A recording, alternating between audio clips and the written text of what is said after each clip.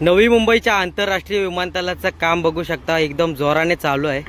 आणि या विमानतळाचं नाव आहे स्वर्गीय लोकनेते दिबा पाटील आंतरराष्ट्रीय विमानतळ। आणि मित्रांनो, व्हिडिओ काढण्याचं कारण बघू शकता, मस्तपैकी असं जोरान काम चालू आहे। या ठिकाणी आता रस्ता बनवित लावलेला आहे। आणि ही जागा, हा खोदलेला जो आहे ना, ही जागा ही माझ्या ओळखीची आहे। इथं रमेश अण्णाचा घर आहे। आणि याच ठिकाणी हा जो खड्डा आहे ना, या ठिकाणी माझा घर होता। आणि थोडासा पुढं जासेच्या काकीचा घर होता। तर मित्रांनो, मी 1-2 महिन्या अगोदर किंवा 1 महिन्या अगोदर एक व्हिडिओ काढली होती। माझा घर दाखवलेला होता व्हिडिओमध्ये। आणि तो घर मी पेंटिंग केला होता आणि तो भाड्याने देणार होतो। तर मला माहिती होता की काही महिन्यामध्ये माझा घर तोडणार आहेत, कारण अनाधिकृत बांधकाम 2013 नंतर आपण जो बांधकाम करतो तो अनाधिकृत ठरवून सिडको प्रशासन किंवा इतर प्रशासन बोला, अनाधिकृत ठरवून तोडला जात आहे। तर मला अंदाज होता का माझा घर तोडला जाईल, त्याचा मोबदला आपल्याला कुठल्याही प्रकारचा भेटत नाही। शासनाकडून आपल्याला एक नोटीस येते, अनाधिकृत बांधकाम 24 तासाच्या आत खाली करा आणि त्याच्यावर तोडक कारवाई केली जाईल, अशा प्रकारचा लेटर आला।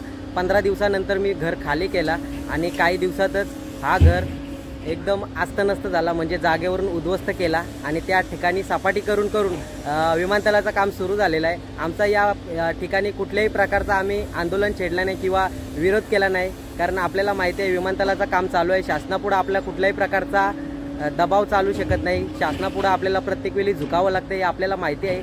त्यामुळे आम्ही आमचा घर स्वतःहून खाली केला। ती जागा पूर्ण खाली झालेली आहे।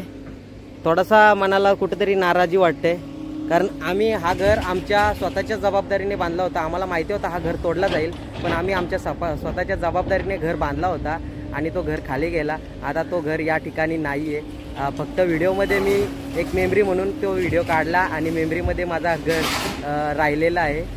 आणि आज या ठिकाणी बघू शकता, मस्त असं जोरान काम चालू आहे। ही मस्त आमराई होती। आणि हा बघा झाड, व्हिडिओमध्ये मी दाखवलं आहे की या झाडाचा आम्हाला म्हणजे थोडासा धोका आहे, घरावर पडण्याची शक्यता आहे। पण आज ती वेळ आली नाही, म्हणजे तो आंबा तुटून पडलेला आहे। या ठिकाणी सिडको प्रशासनाने अशा प्रकारे सगळा उद्ध्वस्त करून टाकला आहे। अशा प्रकारचा हा विमानतळाचं काम जोरान चालू आहे। आम्ही कुठल्याही प्रकारचा विरोध न केलेला आहे। भला मोठा आपला विमानतळ 1-2-4 वर्षामध्ये आपल्याला बघायला भेटणार आहे। आणि नक्की मित्रांनो, तुम्ही जर माझा घर बघितला नसेल तर नक्कीच या व्हिडिओमध्ये बघा, मी दाखवलेला आहे, पूर्ण पेंटिंग केलेली आहे। आणि त्यानंतर माझ्या घराच्या समोर जासाईच्या काकीचा घर होता, तो पण दाखवलेला आहे। आम्हाला काही कुठल्या गोष्टीचं दुःख नाही, कारण ठीक आहे, बघू यावर्षी आपल्याला आंबा खावायला भेटन का नाही।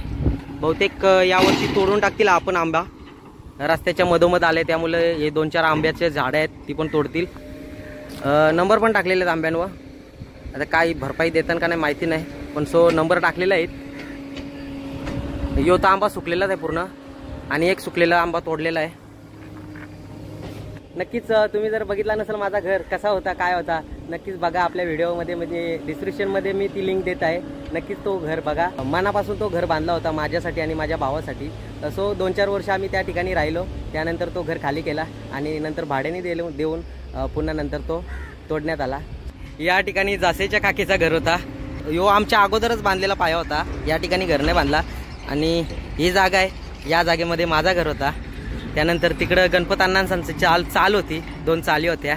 आणि सिडकोचा काम बघा, झटचेपट 10 दिवसा अगोदरच घर तोडला आणि त्यानंतर झटपट कार्यक्रम असा हा रोडचा काम सुरू आहे। एअरपोर्टचा असा हा फास्ट काम, लवकरच या ठिकाणाहून आपल्याला विमान उडताना दिसतील। आणि लोकनेते दिबा पाटील यांचा हा विमानतळ लवकरच कंप्लीट झालेला आपल्याला बघायला भेटणार आहे। तर JCB त्याचं काम करते, इथली पूर्ण माती काढतात आणि त्यानंतर लेवल करून त्यांचा रस्ता बांधतील। थोडा आठवणीतली जागा राहिली, शेवटची एक आठवण म्हणून ही व्हिडिओ काढते। इकडची ही घरं थोडीशी वाचलेली आहेत, यांना पण कुठल्या प्रकारचा त्रास नाही झाला पाहिजे। आंबे तर तोडलेलेच आहेत, सुका आंबा झालं। मित्रांनो, इथपर्यंतच व्हिडिओ होती, एक आठवणीतला घर तुम्हाला दाखवण्याचा प्रयत्न केला। तर चला भेटूया एका पुढच्या व्हिडिओमध्ये। तर tata bye bye, take care, स्वतःची काळजी घ्या, मस्त राहा, कामामध्ये व्यस्त राहा, बाय बाय।